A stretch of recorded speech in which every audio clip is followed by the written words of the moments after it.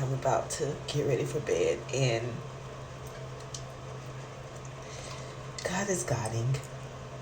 And for the person who you feel different, you're acting different, you're dressing different, it's because you're showing up as the new version of you for this elevation, for this ascension that you just had.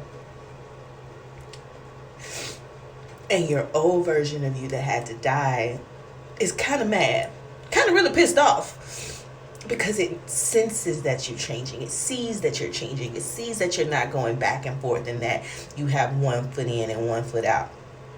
That you're not listening to the things that are telling you not to do that. Let's just sit here. Let's just stay here. We good. We don't need to learn nothing new.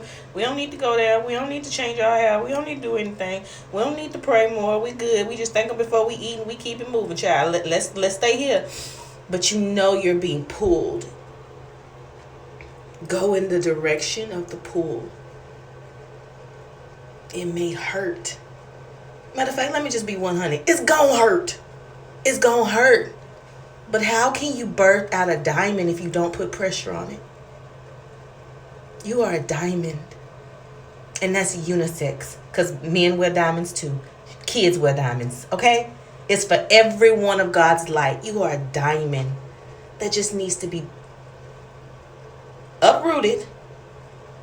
Then you have to be cleaned off and be restored to shine. It is your time to shine. So go shine. Shine so bright, so bright, so bright, so bright